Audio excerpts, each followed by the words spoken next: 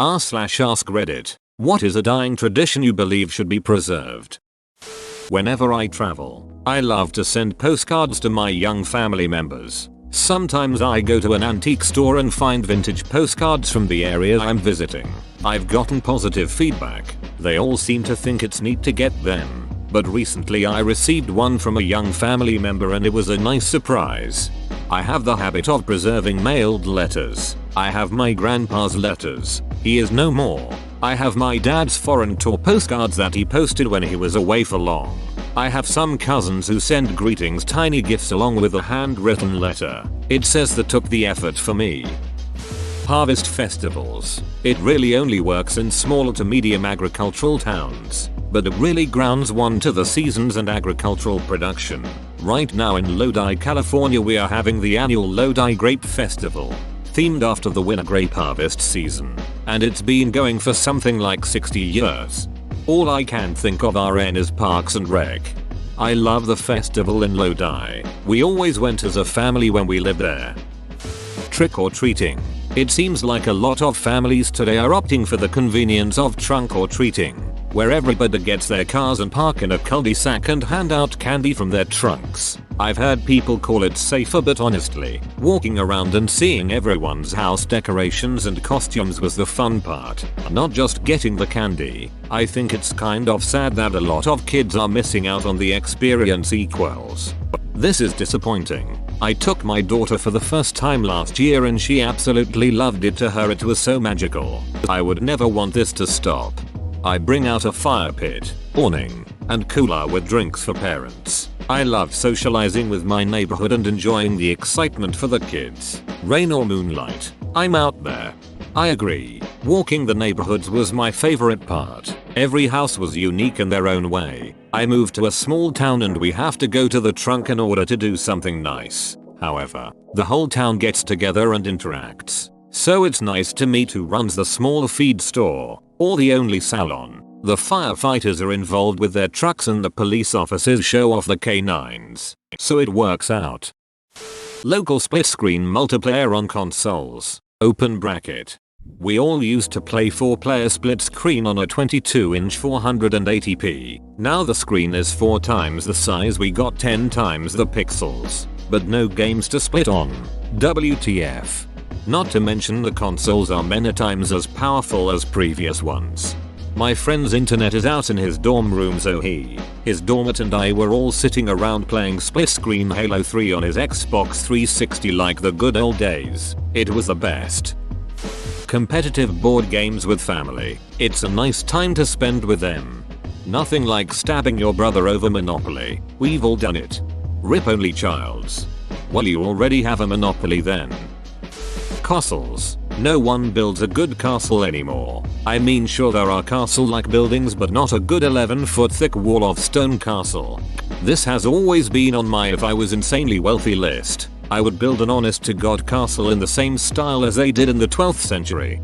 I know a couple who did this. They retired and built Glacier Castle in Indiana. They are huge history buffs, so they made the architecture very accurate to a certain time period, even though it meant limiting which structures' architectural trends they could incorporate. The idea was to make a bed and breakfast, but the place was so novel that they end up leasing it out for big events, like weddings and Ren fairs. It's not far from a wildcat preserve. RSVPing. Saying you'll be somewhere and actually showing up. Consistency, etc.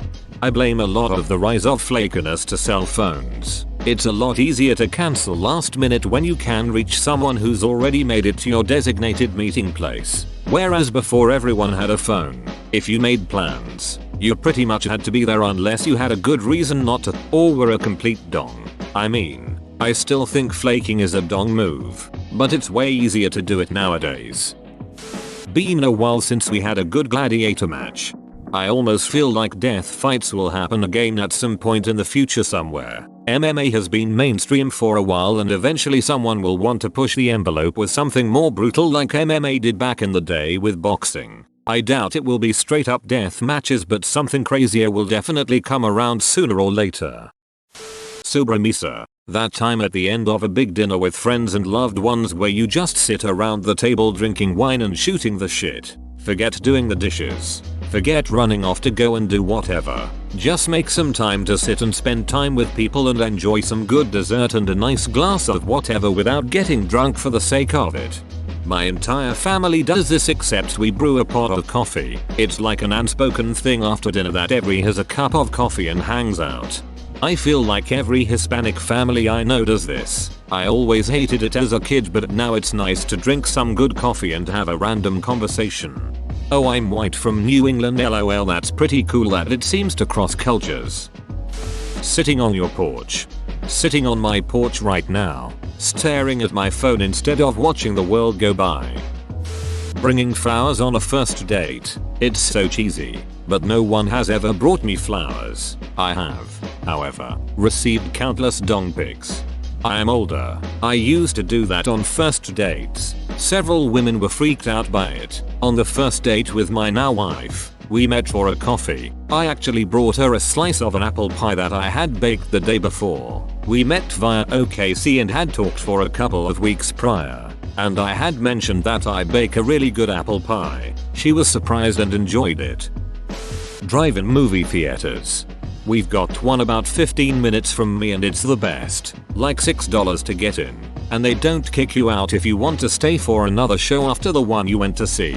Since we're in FL, it's better to go during the winter when it's cooler and less bugs. Dress cozy. Bring some camping chairs. Whatever snacks and drinks you like. My friends with kids bring them and set them up with blankets and pillows in the back of the truck.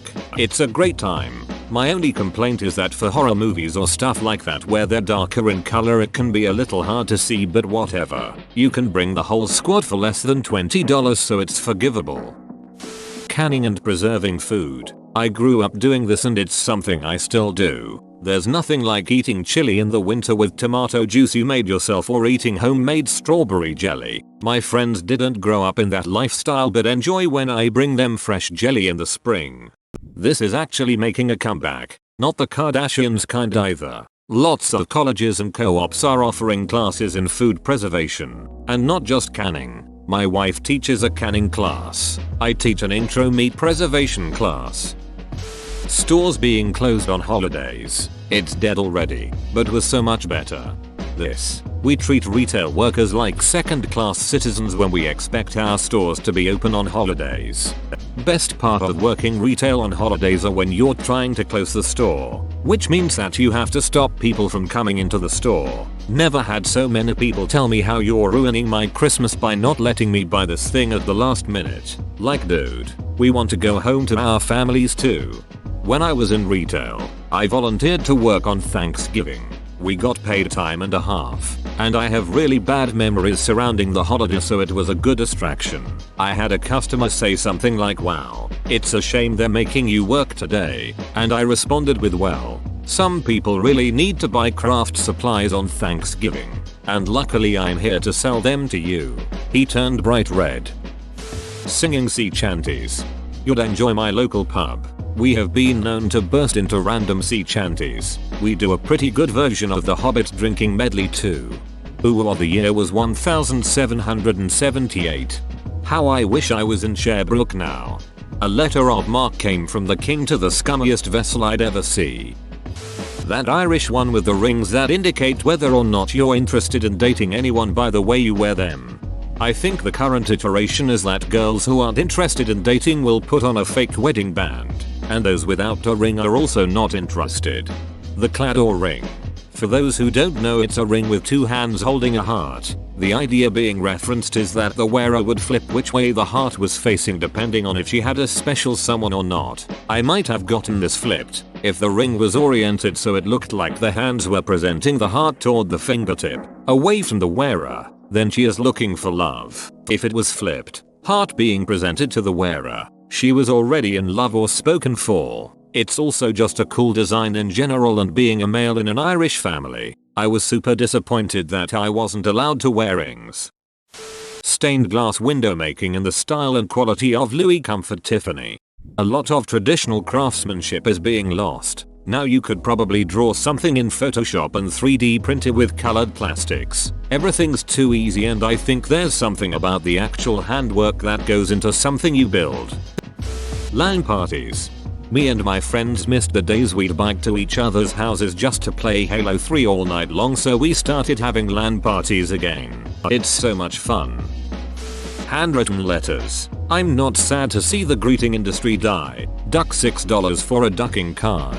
And I say this as a former Hallmark employee, but I wish it was more common to send handwritten letters. They're treasured in a way you can never treasure an email. Having something handwritten is also such a meaningful connection, and keepsake if needed. I would do this if my handwriting wasn't actually just cuneiform. I started this tradition when my first was just a baby, but I write letters to their future selves. I mention the little things going on in life so it will be similar to reading a diary from someone else's perspective. I fold them and put which child and date on the front, then store them in a marked box. If anything happens to me or my memory, they will have the box of memories, or on a happier note, just to go through them together when they are adults.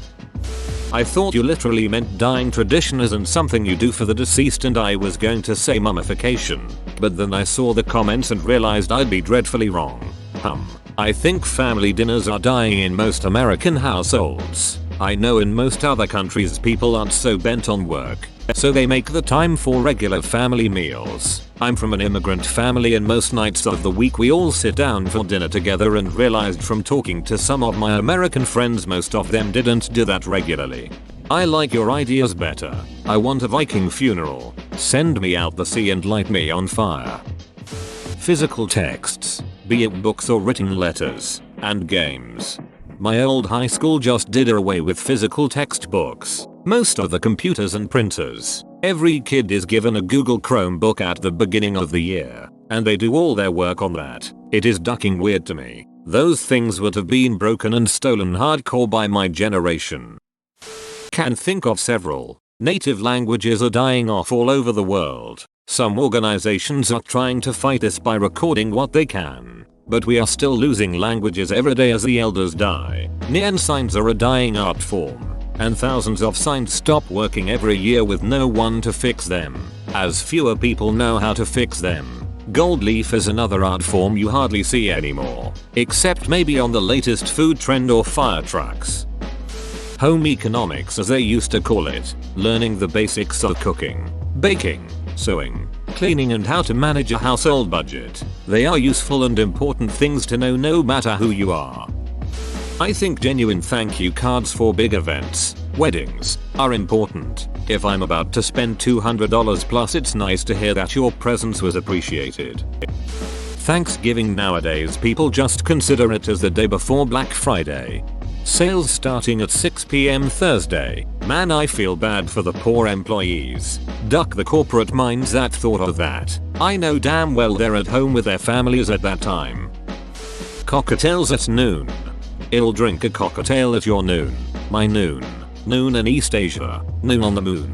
You pour it. I'll drink it. We can save this one, boys. A lunchtime pint of beer in the UK. It's good for morale. There's a reason the Navy used to give all the men rum every day right up until the 70s. So many jobs would be improved if you could duck off to the pub and drink a pint or two for an hour at lunch. One job I worked kept this tradition alive and remains the best workplace I've ever worked at. When I started my job, our office building was next door to a pub. We went there most lunchtimes. Then, after a couple of years, my team was merged with another team in another county, and our new office was on an industrial estate. Our first week there, somebody asked the other team where the nearest pub was, and they reacted like we'd asked where we could go to torture some puppies. Saying no to kids more often. This so much. Watched a friend of mine go through her entire refrigerator with her kid last night looking for something that he wanted for dinner, all because he didn't want to eat the pasta she had already made him. He's 3. It's her kid, so I stayed out of it. But were he mine, that would not be happening. Tell him no FFS. Enjoying things without having to show it off on social media. People used to do things for the sake of doing things. Now it's just for their Instagram aesthetic. People still did that. When you visited, they'd get out the vacation photos, film strips, or the worst one of all, the slideshow. Paying employees fairly for a fair day of work without expecting people to give up their family for a ducking paycheck. With modern tech, we should have been able to work less, Instead all we've done is produce more without a proportional raise in wages. It's bullshit. Punctuality. I was raised with a pretty strict dad and am now in the military. Showing up on time is a huge part of who I am. Early in my life it went from me getting compliments and tabloids to now people making snarky comments like, wow, you're here early, or we never have people who actually show up at the exact time. Systems work better. It demonstrates mutual respect. It builds discipline and consistency and just makes us better people. Not a dying one, but a dead one. Hats. When I was young, the mailman wore one. Police, fire, milkman. I know, really old. Nurses, even repair people wore hats. Business people wore fedoras. What I am getting at is, in those days with uniforms, people immediately garnered respect because of the uniform. There was a standard that came with a sharp, well-maintained look. These days, one can hardly tell who is your bus driver or neurosurgeon.